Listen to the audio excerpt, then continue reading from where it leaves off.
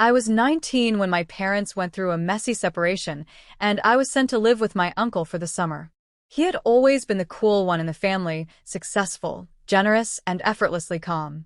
His home felt like a break from all the noise back home, and at first, I was relieved to be there.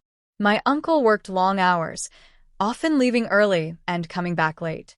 His wife, my aunt, was in her early 30s, much younger than him, strikingly beautiful, always put together.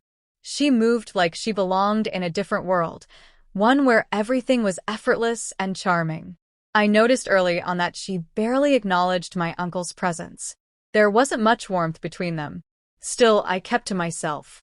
I had no reason to be involved in their issues if they had any. I spent most of my time in the guest room, working on summer courses and playing games late into the night. Some evenings, I'd catch a glimpse of them together.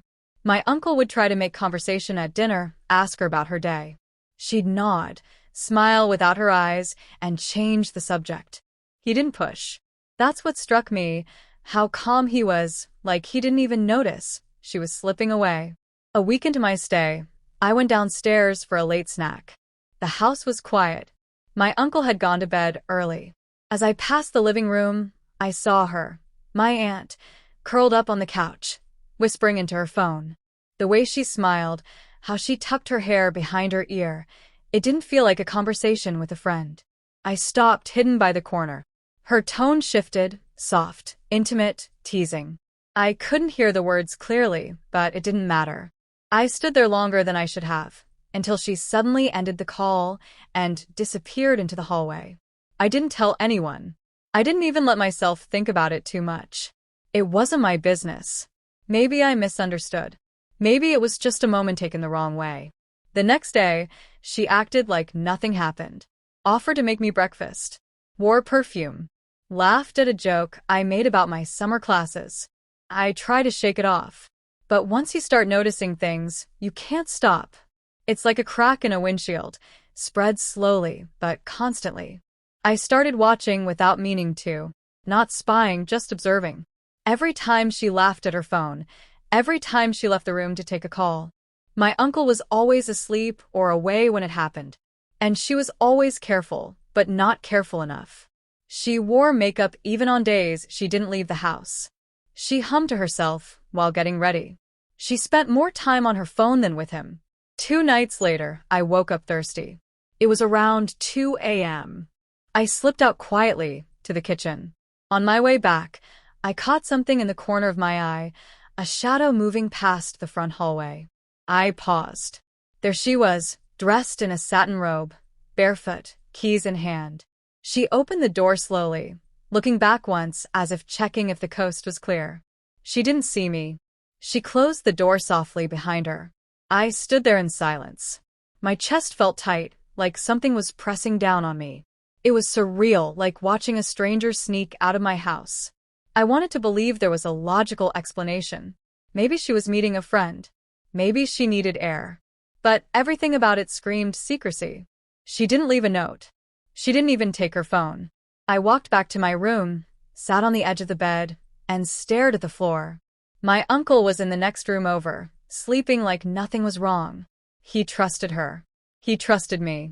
And suddenly, I felt like I was holding something heavy, something I didn't ask for. I told myself I wasn't going to get involved, that it would only bring problems. But curiosity is a loud voice, and it never shuts up once it's been heard. The next morning, she was in the kitchen, humming softly, flipping pancakes. Her hair still damp from a shower. She looked radiant. She smiled when she saw me, told me to sit. I sat.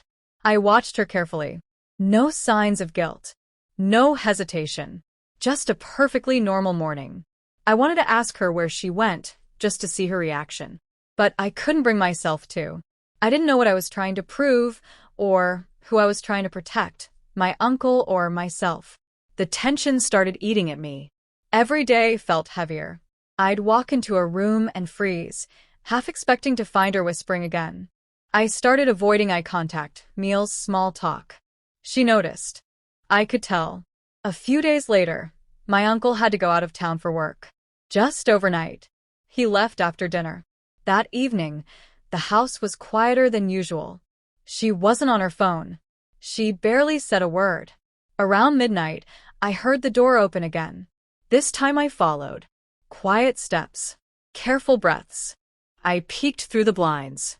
A car was parked at the curb. She walked quickly toward it, got in. It drove off. I stood there, alone in a quiet house that didn't feel safe anymore. My uncle had only been gone for hours, and already, the cracks in their life were swallowing everything. I didn't know what to do. I didn't even know what I wanted. I just knew I was in too deep. And still, I didn't tell him. Not yet. Because part of me didn't want to be the one to destroy him. Part of me hoped I was wrong, that I'd misread the whole thing. But I wasn't. And I knew, deep down, that things were only going to get worse. The night she left in that car, I stood by the window until the taillights disappeared. I didn't sleep. I didn't even try. My mind kept circling the same question. Who was he? I had no answers, just images stuck in my head. Her robe. Her quiet footsteps. The way she moved like a practice thief. The next morning, she acted the same. Polite, casual, almost cheerful. She offered to do laundry. Asked if I wanted anything from the store. I nodded through it all, but every word she said felt like a lie. I couldn't sit with it anymore. That afternoon, when she went to her room for a nap, I checked her purse. I felt disgusting doing it, but I needed something to confirm what I already knew. In a zipped pocket, I found a hotel key card. No name, just a room number. Room 219. That was it. No receipt, no note, just a cold piece of plastic that told the truth in silence. That night, I stayed downstairs, pretending to watch TV. She didn't come down. No phone calls. No sneaking out. But the tension had changed. She was quieter around me, like she could feel something shift. The air between us wasn't casual anymore. It was loaded. 2 days later, it happened. I caught her again. This time, she didn't even try to hide it. She walked out of the house like she had somewhere to be and didn't care who saw. I followed. My hands were shaking, but I didn't stop. I stayed far enough behind, kept out of sight, heart pounding in my ears. She walked 2 blocks, turned a corner, and got into the same car I saw before. A man was driving. I couldn't see his face clearly, but I saw enough. They kissed and she laughed. She rested her hand on his leg as he drove away. I stood under a streetlight, paralyzed. She wasn't just cheating. She was completely detached from my uncle, like he didn't exist. I walked back slowly, not sure if I wanted to scream or keep it all buried. I sat in the kitchen until dawn. When she returned, I was still at the table. She paused in the doorway, surprised to see me. I didn't move. I didn't speak. She walked past me, dropped her keys, poured herself water. Then she looked at me and said, "You shouldn't stay up so late. It's not good for you." I didn't answer. My silence said more than words could. She looked at me differently then, not surprised, not ashamed. Almost like she was measuring me, figuring out how much I knew. Later that day, she came into my room, sat on the edge of the bed, without asking. She looked at the floor for a long time before speaking. "I know what you saw," she said. Her voice wasn't afraid. "You think I'm a monster. Maybe I am." I didn't respond. She went on. Told me my uncle had changed. That their marriage was dead long before I ever got there. That he gave up on her. That she was lonely. That she needed something, someone. I listened because I couldn't look away. I didn't agree, didn't excuse it, but I understood the way someone can feel trapped. It didn't make what she was doing right. But I saw her, maybe for the first time, as a person and not just a villain in someone else's story. She reached out, touched my hand. I didn't move. Her touch lingered longer than it should have. She leaned in a little. I pulled away, but not fast enough. She smiled, not embarrassed. Just aware. The next few days were strange. She didn't leave the house again. She hovered. Asked me questions she never asked before, about school, my friends, my plans. She wore softer clothes, less makeup. Cooked dinner twice. She was trying something. I didn't know what, but it felt like bait. I should have shut it down. I should have ignored her. But I was young and confused and angry. Angry at her for cheating, at my uncle for being oblivious, at myself for being tangled in it. One afternoon, she cornered me in the hallway. Her eyes locked on mine, and for a second, we just stood there. Then she leaned in and kissed me. I froze. My brain went blank. She pulled back slowly, watching me. I didn't say a word. She left without looking back. That kiss should have ended everything. Instead, it was the beginning. I tried to avoid her, but she kept finding reasons to talk, to touch, to sit too close. And I let her. I didn't stop it. 3 nights later, it happened again. And this time, it didn't stop at a kiss. The worst part wasn't the act itself. It was how easy it was to justify it in the moment. How quiet everything became when we crossed that line. I told myself it was just once. Just a mistake. But mistakes don't come back for more. We didn't talk about it. We just kept doing it. While my uncle slept down the hall, while he worked, while he made plans for the 3 of us to go hiking next weekend. I hated it. Hated how quickly I lost control. Hated her for starting it. Hated myself for continuing it. I started avoiding mirrors. I started showering twice a day, as if I could wash off the guilt. But it clung to me. One night, I woke up from a dream where my uncle looked at me with pure disappointment. No anger, just sorrow. And it broke me more than any rage ever could have. I decided I was going to end it. Cut her off. Pack my things. Leave. I told myself I'd do it the next day. But she came to my room that morning, sat on the bed like before. Her tone was different. She said she didn't want me to feel used. Said she cared. Said it wasn't just a distraction anymore. That scared me more than anything. I told her we had to stop. That it was wrong. She didn't argue. She just nodded. If that's what you want. But her eyes said otherwise. We didn't speak for 2 days. No touches. No long looks. Just space. But the silence was louder than the whispers ever were. I caught my uncle setting the table alone one evening, smiling to himself while lighting a candle. He said he was planning a surprise dinner for her. She's been quieter lately, he said. Maybe she's finally happy. I wanted to throw up. I excused myself, locked the bathroom door, and sat on the cold tile floor, my heart racing. This wasn't a story anymore. This was my life. And I was ruining it. His life. Hers. Mine. All of it. And still I didn't stop it. Not yet. Because stopping meant facing the truth. And I wasn't ready. Not then. Not yet. She knocked on my door the night after the dinner. My uncle was asleep. I hadn't spoken to her in days. Hadn't even looked at her. But I opened the door. She didn't say anything. Just walked in and kissed me. I didn't stop her. I didn't think. We crossed every line again, and this time there was no guilt, at least not in the moment.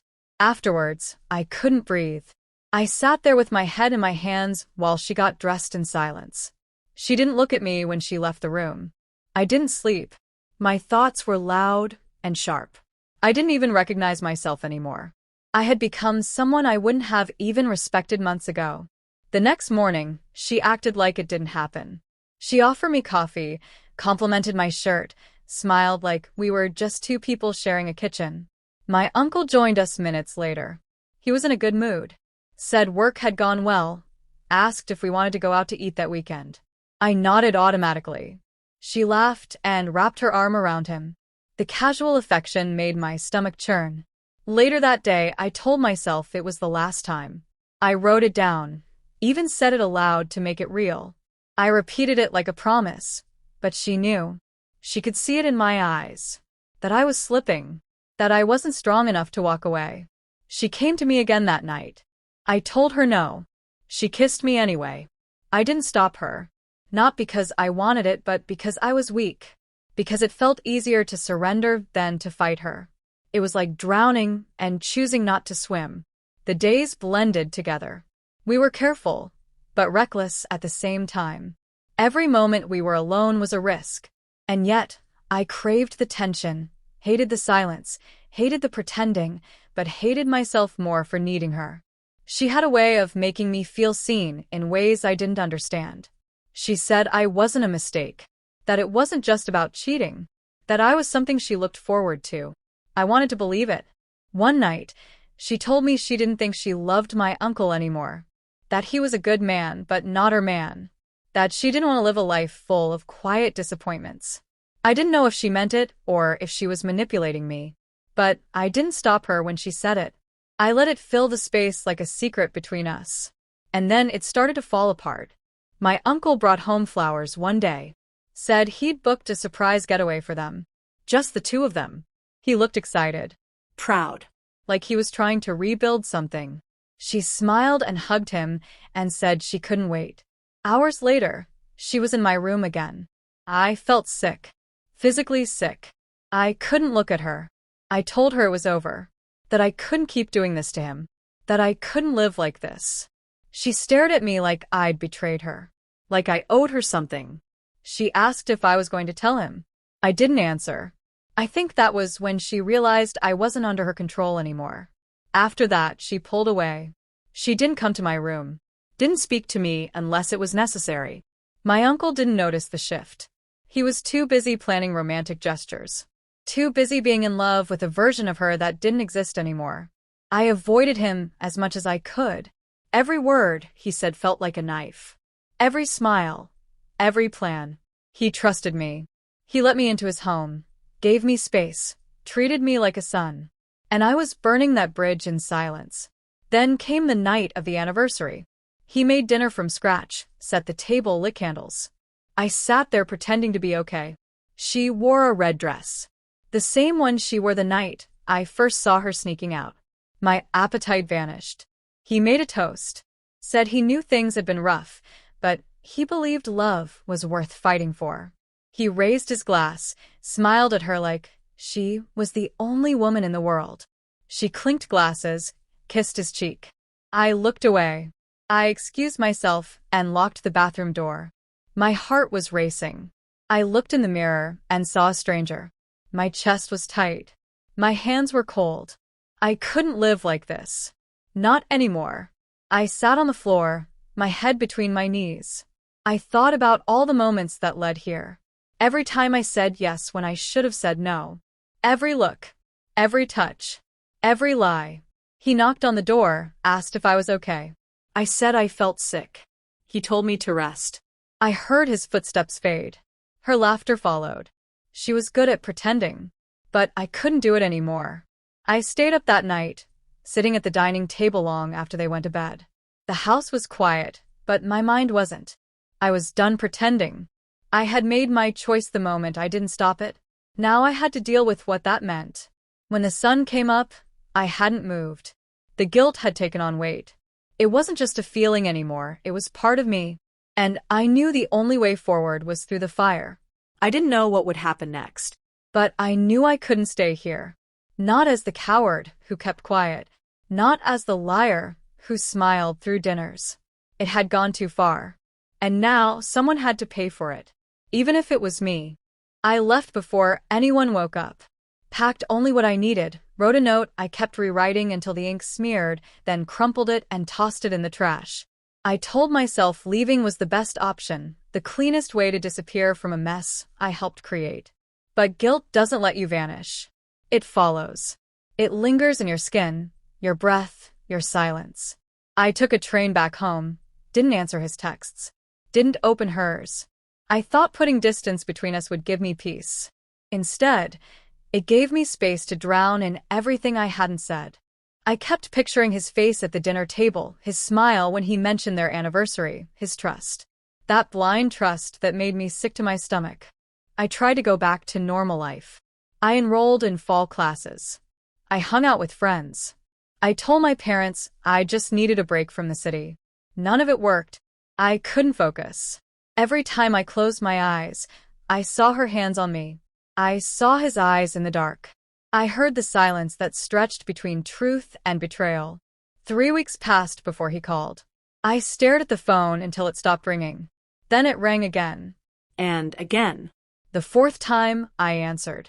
His voice was calm but different, like something in him had shifted. He asked if I was okay. I said I was. He asked if I'd seen or heard from his wife. I hesitated. Said no. He thanked me and hung up. That call didn't feel right. It stayed in my chest for hours. Something about his tone. Detached, quiet. Like he already knew. Like he wasn't looking for answers, just confirmation. The next day, she messaged me. Just one sentence, he knows. I didn't respond.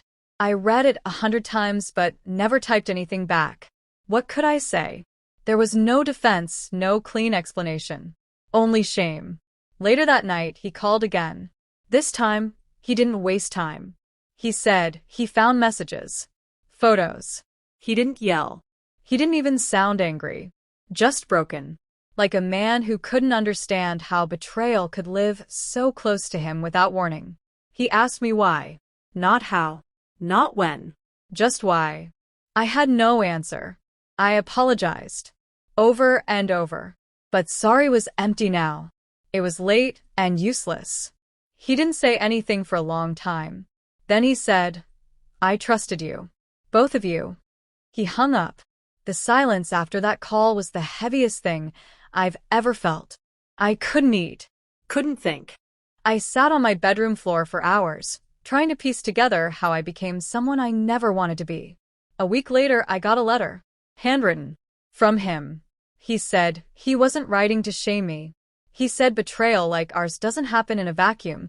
It happens in silence, in the gaps people ignore. He wasn't excusing it, but he was trying to understand it. He told me she left the same day he confronted her.